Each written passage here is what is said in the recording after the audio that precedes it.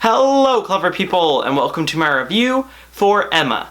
So Emma is a movie starring Anya Taylor-Joy, and it's based on a Jane Austen novel, and it follows the story of a lead character whose name is Emma, and it follows her kind of interweaving through the lives of people around her and a lot of her friends who are starting to be romantically interested in people. And the problem is she's lived a very sheltered life and she's never really experienced love, so it's kind of about her learning to experience love on her own while still trying to use her friends as a way to discover it. In case that plot sounded confusing or too minimal to be feature length, welcome to Jane Austen movies. I mean, the books really don't have a whole lot of content in them. The movies are really just more based on just kind of characters and the way that they interact with one another, and Emma is definitely an example of that.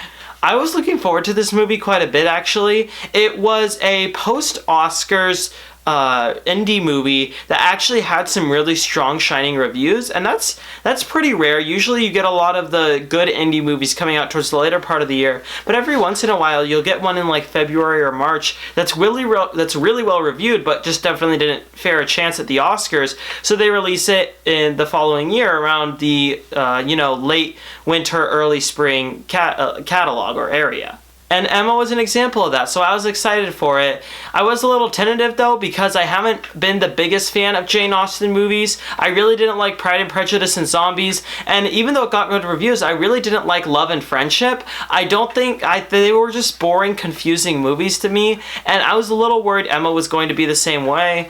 And thankfully, Emma is better than a lot of Jane Austen movies. And I think that's because it adapts to modern day a little bit better. I think the biggest problem is that these Jane Austen movies try to use the Old English, and it can work to a certain degree, but what I like about what Emma did is that it kind of changed the dialect so that it was more understandable to modern day audiences, and I really enjoyed that because it helped me follow the story a lot more, but still I did have a difficult time following the story. Now, that's a bad thing about a movie, obviously. When it's hard to follow the story, it's hard to get invested, there's a lot of different things that go with that, but I do believe that there's one true kind of saving grace if your story is confusing. And that's the style of the movie and the presentation. And thankfully, Emma has a very cool presentation. Not only are the sets and the costumes immaculate and the cinematography, it's a gorgeous looking movie with so much detail, and I really hope it gets considered at the Oscars for both costume and production design. But beyond that, it's got a really lighthearted, jovial tone, and it really helps reflect the main character and kind of her motivation and just who she is as a person. And because of that, it was very easy to get invested in her, even if you don't know a whole lot about her.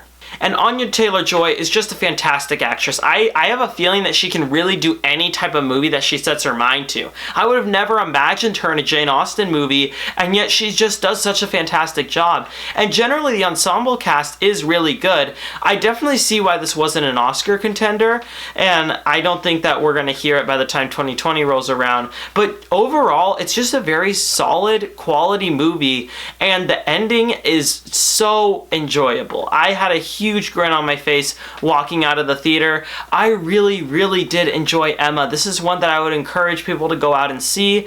That is if you understand what a Jane Austen movie is like and you're okay with that and you like that type of movie. I think that this is one of the better ones that we've gotten out of the ones that I've seen, and I really do think that this director, it's her first time making a movie. I believe that if she keeps on working at this type of jovial, lighthearted, but still able to get serious tone, I think that she could start making movies that are very similar to the Greta Gerwig movies that have a similar tone. So Emma definitely worked on almost all bases. I will give Emma a 7.25 out of 10. Alright, that concludes my review for Emma. So, what are your thoughts on this movie, or what is your favorite Jane Austen book to film adaptation? Comment in the comment section below and let me know. I am Robert Burke, and this has been The Clever Critics. Goodbye.